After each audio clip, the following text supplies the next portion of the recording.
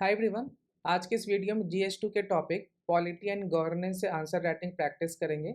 आज का क्वेश्चन है, to what extent in your opinion as the decentralisation of power in India change the governance landscape at the grass root.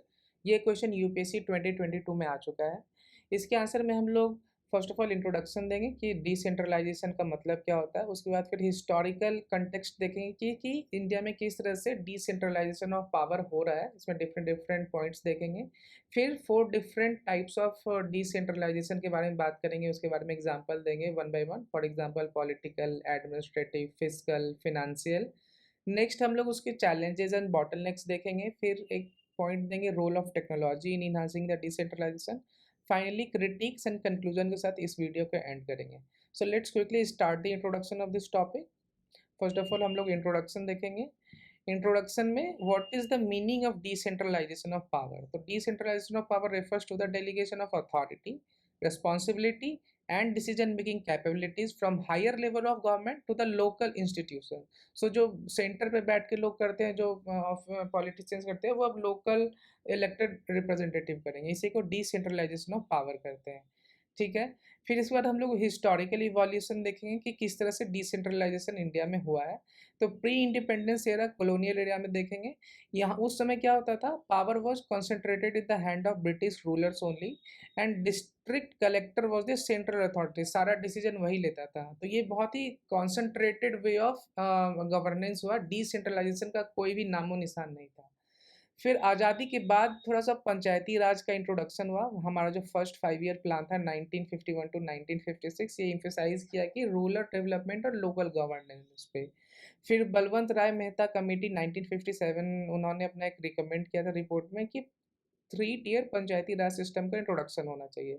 और उसके बाद finally हम लोगों ने 1992 में 73rd and 74th constitutional amendment में देखा कि जो डिसेंट्रलाइजेशन को प्रमोट किया और जो लोकल बॉडीज है उसको कॉन्स्टिट्यूशनल स्टेटस प्रोवाइड किया, पंचायती राज इंस्टीट्यूशन को और लोकल गवर्नमेंट लोकल बॉडीज़ को। और फाइनली जो अमेंडमेंट्स था, काफ़ी जो पावर्स थे, फंक्शंस थे, planning and implementation, financial related to, वो सेंटर से लोकल बॉडीज़ को प्रोवाइड किया।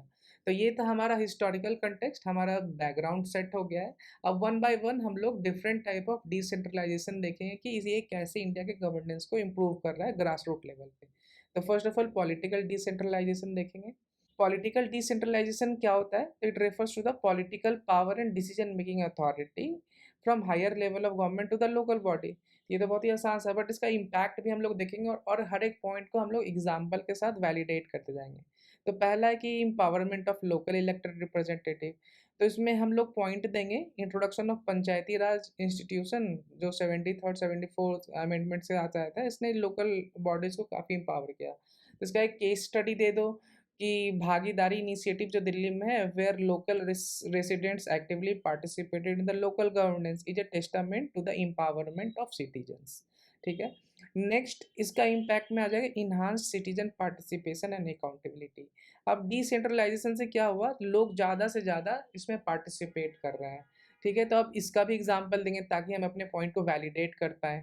तो इसमें एक श्रमिक सम्मेलन, एक राजस्थान में ये जो इनिशिएटिव है, वहाँ पे हमेशा जो वर्कर्स कलेक्टिवली आते हैं और इंगेज करते हैं लोकल गवर्नमेंट से इन द डिसीजन मेकिंग कि उनको क्या प्रॉब्लम हो रहा है, तो उसी के अकॉर्डिंग पॉलिसी बने। तो इस तरह से अब सिटीजन्स का पार्टिसिपेशन बढ़ा, तो और उस उन्हीं के अनुसार पॉलिसी भी बनती है। और फाइनली एक और इम्पैक्ट बता देंगे, strengthening the grass root democracy. ये कैसे हुआ? तो इसमें आप कुदुमश्री प्रोजेक्ट केरला के बारे में हाईलाइट कर सकते हो, जिसमें कि womens at the grass root level पे उनको ट्रेनिंग दी, प्रमोट किया और उन्होंने जॉब के लायक बनाया गया और उनको प्रमोट किया गया, सेल्फ हेल्प ग्रुप बनाया और कम्युनिटी डेवलपमेंट में उन्होंने पार्ट किया। तो इस तरह से हम लोगों ने एग्जाम्पल देखा और for the political decentralisation. Next point हम लोग डिस्कस करेंगे एडमिनिस्ट्रेटिव डिसेंट्रलाइजेशन और उसके एग्जाम्पल्स देखेंगे। ठीक है। तो एडमिनिस्ट्रेटिव डिसेंट्रलाइजेशन का मतलब क्या होता है? तो it refers to the delegation of administrative functions and decision making authority to the local bodies. ठीक है।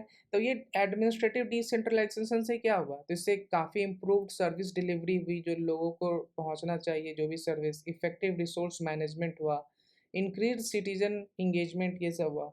तो इस अपने इस पॉइंट को वैलिडेट करने का आप एक ये मिशन डाल दो, स्वच्छ भारत मिशन जो 2014 में लॉन्च हुआ था, उसको clean, open, defecation and free India बनाने का ये मिशन था। तो इसमें क्या हुआ था, जो सारे मेजॉरिटी जो भी एडमिनिस्ट्रेटिव काम थे वो लोकल बॉडीज़ को थमाया गया था कि आप खुद से आइडेंटिफाई करो आपके लोकल बॉडीज़ का क्या रिक्वायरमेंट है, उसी के अनुसार आप इनिशिएटिव एक्ट करो अपने लोकल लेवल पे। तो इससे काफ़ी फ़ायदा हुआ था, instead of taking all the decisions at the centre, जो भी किस तरह से एडमिनिस्ट्रेशन होगा किसी भी पॉलिसी का, वो लोकल बॉडीज़ को दिया और इसका काफ़ी अच्छा इम्पैक्ट हुआ। और आप जानते हैं आज India open, defection free country है। नेक्स्ट पॉइंट हम लोग फिजिकल डिसेंट्रलाइजेशन के बारे में बात करेंगे कि ये है क्या और इसका क्या-क्या इम्पैक्ट पड़ा है। तो physical decentralization refers to the financial resources and revenue raising power to the local government, ठीक है? जो रेवेन्यू का सारा मैनेजमेंट और लोकल गवर्नमेंट के पास चला जाएगा, enabling them to effectively manage and finance their development activities, ठीक है? तो पहला पॉइंट हो जाएगा allocation of fund and resources to local bodies. इसका एग्जांपल के लिए हम लोग तमिलनाडु का इनोवेटिव डिसेंट्रलाइज्ड प्लानिंग प्रोसेस के बारे में बताएंगे, जहाँ पे state allocates a significant portion of its budget directly to panchayat and municipalities based on their needs and priority. ये हो गया फर्स्ट पॉइंट। नेक्स्ट हम लोग पॉइंट देंगे कि ये grass root level decision making कैसे इंप्रूव करता है। तो इसमें ये देंगे physical decentralization enhances the decision making process of local bodies. कैसे? तो उनके पास अपने आप फंड होते हैं, ठीक है? खुद का एक फंड होता है, खुद का डिसीजन मेकिंग कैपेबिलिटीज़ होती है। तो आप कर्नाटका का ग्राम पंचायत डेवलपमेंट प्लान के बारे में बता सकते हो, जहाँ पे ये प्रोग्राम जो है GPDP which empowers the gram panchayat to prepare and implement their own development plan. तो देखो, आप खुद से प्लान बनाते हैं, लोकल बॉडी खुद से इम्प्लीमेंट करते हैं, तो उसका इफेक्टिवनेस ज़्यादा होता है। नेक्स्ट पॉइंट है promoting the accountability and transparency. अब देखो, आप अब मैं लोकल बॉडीज़ को फंड दे दिया, उसको डिसीजन मेकिंग भी करने किया, तो उससे मैं आंसर भी पूछ सकता हूँ कि जब आपको मैंने इतनी सुविधाएं दे रखी है, तो आप ऐसा जो भी पब्लिक को बेनिफिट होना चाहिए वो क्यों नहीं मिल रहा है। तो इससे अकाउंटेबिलिटी बढ़ती है। तो इसका आप एग्जांपल दे सकते हो कि केरलाज पीपल प्लान कैंपेन, जहाँ पे केरला पीपल ने एम्ड एट डिसेंट्रलाइज्ड प्लानिंग का ये जो था, वहाँ पे एक्चुअली जो भी प्लानिंग की रहे थे, तो उस वो लोकल बॉडी से खुद से उसको रिपोर्ट देना पड़ता था कि इसका क्या बेनिफिट हुआ। ठीक है? और फाइनल क्या हुआ, इसका एक और इम्पैक्ट था, रीजनल डिस्पैरिटीज़ को भी इसने ठीक किया। फॉर एग्जांपल वेस्ट बंगाल का जो ग्राम पंचायत एम्पावरमेंट स्कीम है, उससे हुआ कि जिस एरिया में जितना ज़्यादा फंड था उसको इस तरह से एलोकेट किया, जिसके कारण कि जो रीजनल डिस्पैरिटीज़ है वो भी कम हो गई। तो इसमें हम लोगों ने फंक्शनल डिसेंट्रलाइजेशन के बारे में देखा। फाइनल डिसेंट्रलाइजेशन हम लोग देखेंगे फंक्शनल के बारे में।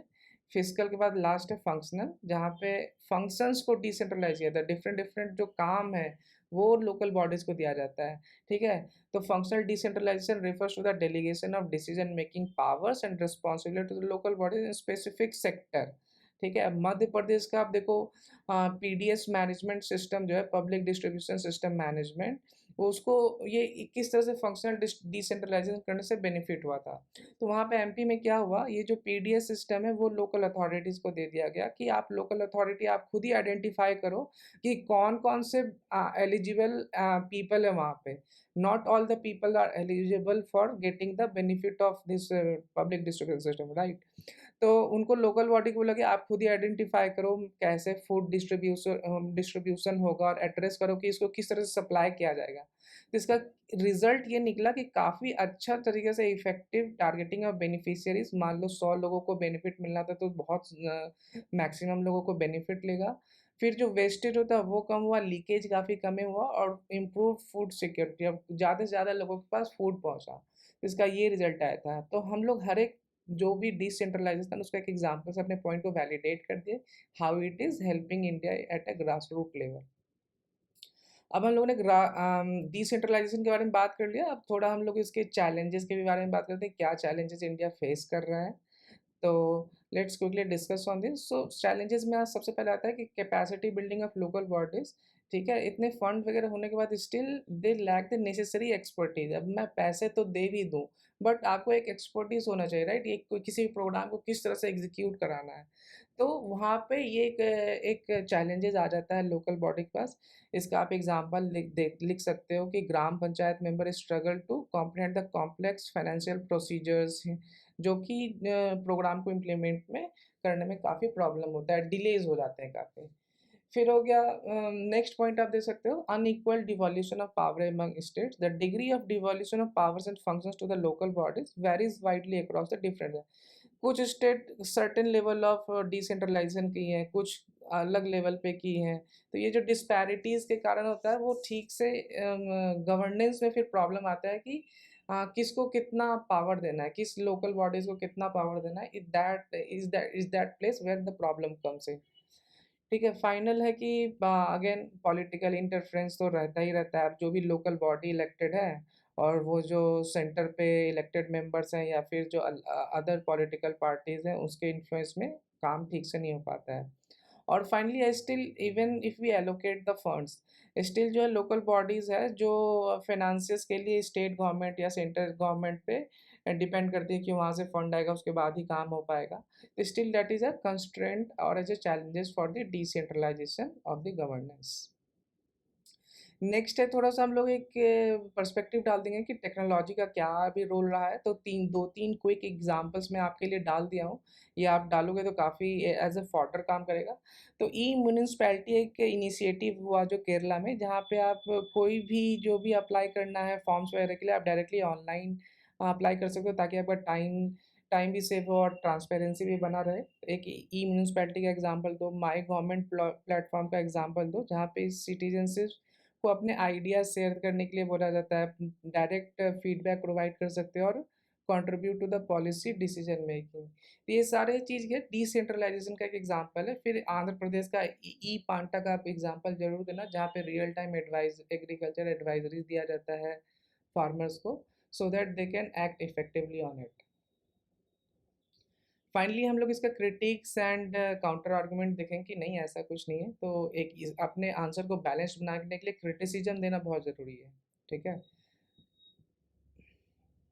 तो इसका पहला सबसे एक क्रिटिसिज्म है परसिस्टेंस ऑफ पॉलिटिकल करप्शन। ठीक है, आप एक इसका एग्जांपल दे दो कि मनरेगा का जो इम्प्लीमेंटेशन है उसमें कैग ने हाईलाइट किया था बहुत सारे इरेगुलरिटीज़ हैं इन द इम्प्लीमेंटेशन, जैसे कि उत्तर प्रदेश में उन्होंने हाईलाइट किया था, including fake job cards and inflated wage payments. ठीक है, तो पॉलिटिकल करप्शन है, limited financial autonomy and dependence on state governance. अब देखो ये हम लोगों ने चैलेंजेस में भी बात किया था।